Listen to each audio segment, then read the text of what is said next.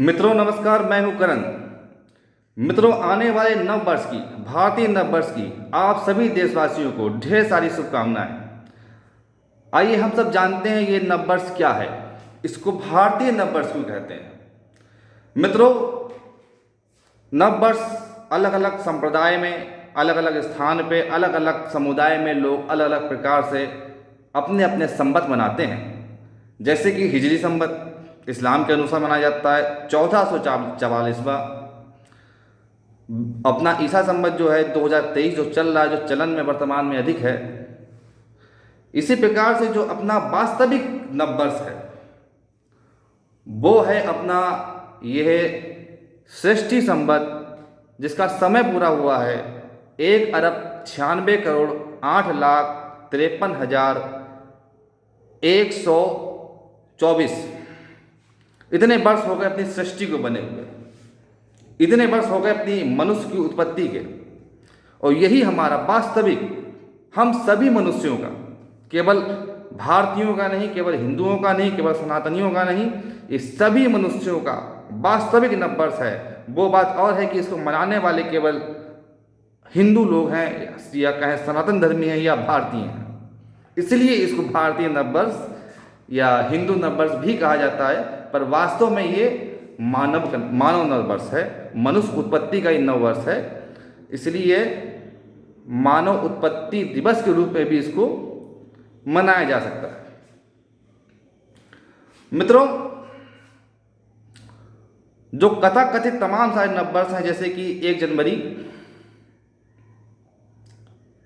कोई कहे भैया उसको, उस पर अगर सवाल किया जाए भाई ये नववर्ष क्यों मनाया जाता है, तो कोई जवाब उनके पास नहीं है। 31 दिसंबर को आधी रात को लोग निकल पड़ते हैं निशाचर की तरह, रात्रिचर प्राणियों की तरह, और मौज मस्ती, डांस गाना और डीजे और दारू शराब ये सब होता है, और इसको नववर्ष कहा जाता है। जिनका कोई ताल्लुक नहीं है, जिनका कुछ ताल्लुक भी है, जैसे कि ईसाई कहते हैं कि हमारे ईसा मसीह साहब का खतना हुआ था, या जो भी हुआ था हम उनके नाम पे मनाते हैं। तो वो मनाएं, हमारा नववर्ष तो वो है नहीं। इसी प्रकार से हिजरी संवत है, और इसी प्रकार से तमाम से संवत है। पर वास्तविक संवत अपना यही है जो षष्ठी संवत है। और जो भारत में अलग अलग संवत भी हैं, जैसे कि विक्रमी संवत है। महाराजा विक्रमादित्य ने जब दिग्विजय की, जब संपूर्ण एशिया में भारत से लेकर के अरब तक, सऊदी तक, चीन, तिब्बत सब कुछ भारत गणराज्य के अंदर था, तो दुनिया भर के सभी राजाओं ने महाराजा विक्रमादित्य के नाम से विक्रमी संवत प्रारंभ किया। सन 2080 चल रहा है विक्रमी संवत के अनुसार। नेपाल में यही मान्यता है, इसी को ही मान्यता दी गई है। और युगांबत चल रहा है इस समय 5146। आज के दिन सम्राट युधिष्ठिर का भी राज्य तिलक हुआ था।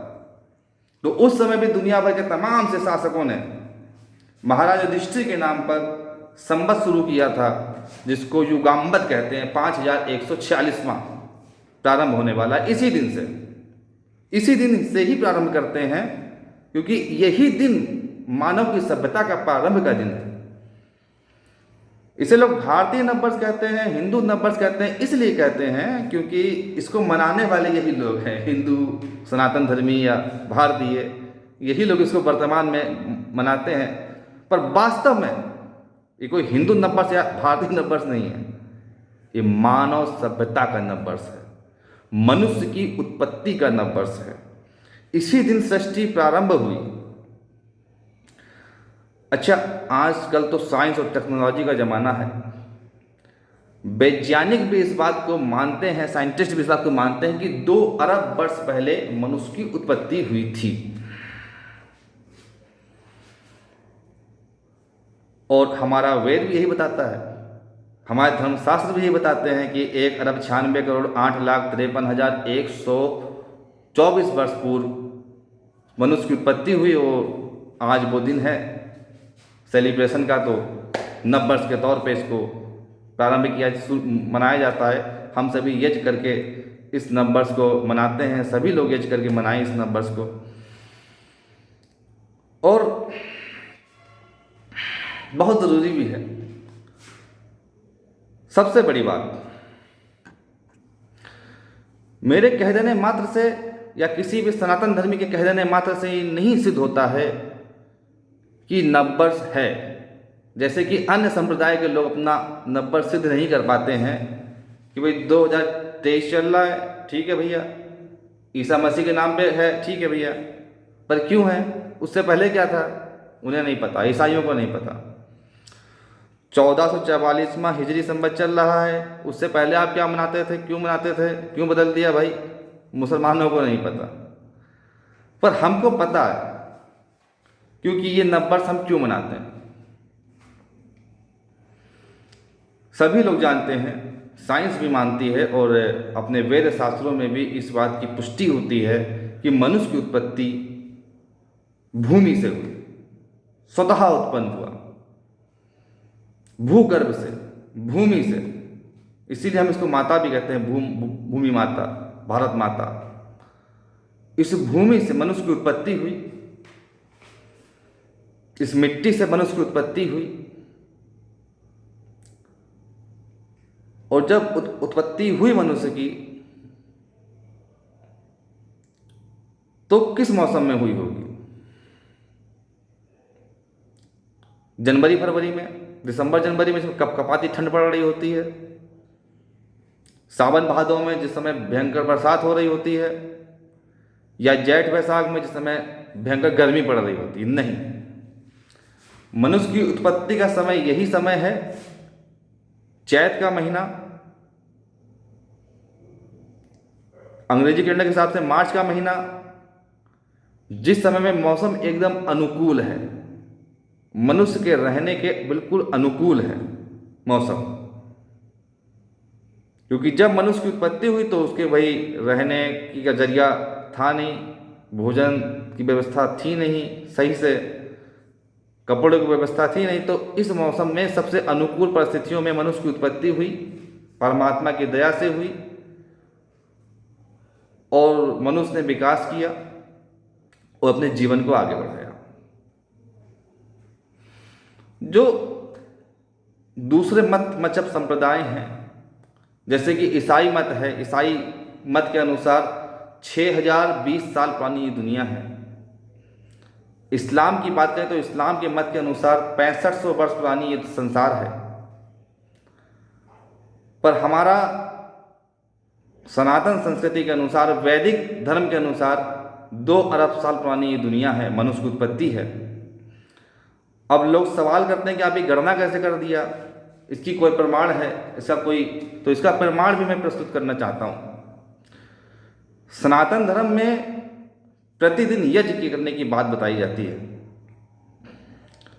हर घर में यज्ञ होते थे, आज भी बहुत से घरों में होते हैं, खास तौर से आश्रमों में और गुरुकुलों में तो होते ही हैं। और जब भी यज्ञ होता है तो स्थान और समय की गणना की जाती है। जब भी हम लोग कभी यज्ञ करने बैठते हैं तो जम्बूद्वीपे, भरतखंडे, आर्यवर्त देश से, उत्तर प्रदेश प्रांते, बहराइच जनपदे, इस प्रकार की हम पूरे स्थान की गणना करते हैं और उसके बाद समय की गणना करते हैं। वैवस्य मन्वन्तरे, द्वितीय प्रहलादे, मंथ की गणना करते हैं, चैत मासे, नवमी तिथिये, शुक्ल पक्षे। इस प्रकार से हम पूरा एक समय की गणना और स्थान की गणना करते हैं और प्रतिदिन करते हैं भाई, सुबह और शाम दोनों टाइम की जाती है। तो भाई इसी प्रकार भूलने का कोई सवाल ही नहीं पैदा होता। दिन और तारीख और स्थान और समय हमेशा याद रहता है, क्योंकि प्रतिदिन यज्ञ होता है और प्रत्येक स्थान पे होता है।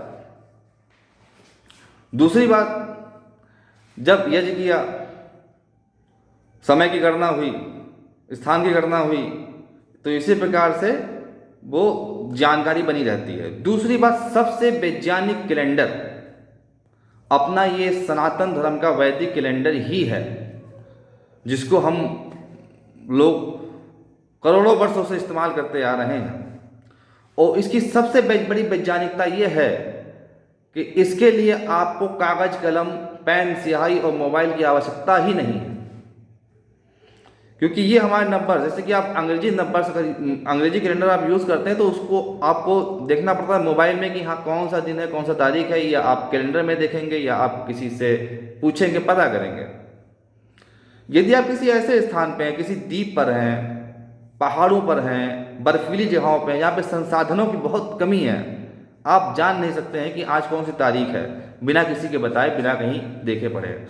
पर जो अपना सनातनियों का कैलेंडर है, इसके माध्यम, ये ऐसा वैज्ञानिक कैलेंडर है कि हम जान जाते हैं कि कौन सा तारीख चल रही है, कौन सा समय है।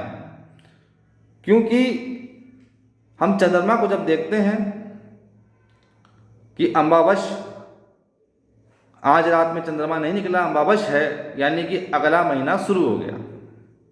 जब पूर्णिमा आई 15 दिन के पश्चात, चंद्रमा पूरा हमने आसमान में देखा, तो पता लगा कि एक पक्ष, यानी कि 15 दिन का एक पक्ष कंप्लीट हो गया है, अब दूसरा पक्ष प्रारंभ हो गया है, कृष्ण पक्ष।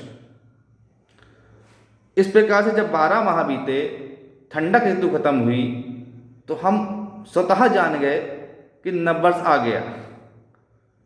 जब पतझड़ समाप्त हुआ, बसंत प्रारंभ हुआ, सब जगह नए नए फूल, नए नए फल, नए नए पत्तियाँ, नई नई फसलें जब लहराने लगी खेतों में, तो हमें स्वतः ज्ञात हो गया कि नववर्ष हमारा आ गया है।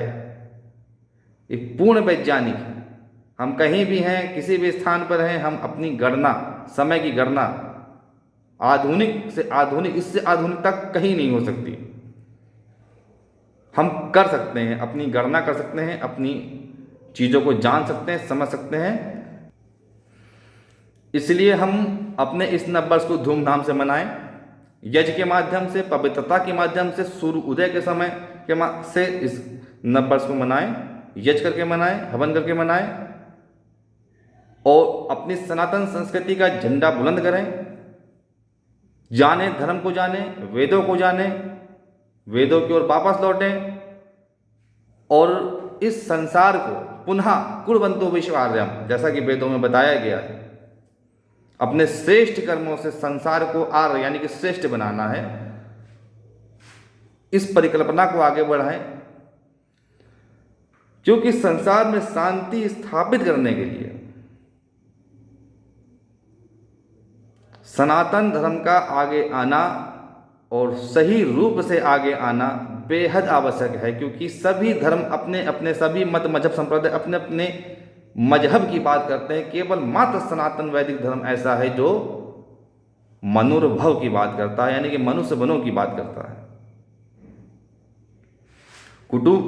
वसुधैव कुटुंबकम की बात करता है, यानी कि संपूर्ण विश्व को अपना परिवार जानो। सर्व आत्मभूतेषु की बात करता है, यानी कि सभी आत्माओं को अपनी समान जानो और सबके दुख दर्द को अपना दुख दर्द समझो। तो इसी विचारधारा को आगे बढ़ाते हुए हम अपने सनातन नववर्ष को आगे बढ़ाते हैं, मनाएंगे। सभी लोग अपने घरों पे ओम ध्वजा का ध्वज लगाएं, यज्ञ करें, और इसी प्रकार से अपना नववर्ष अवश्य मनाएं और इसी को ही मनाएं। नमस्ते।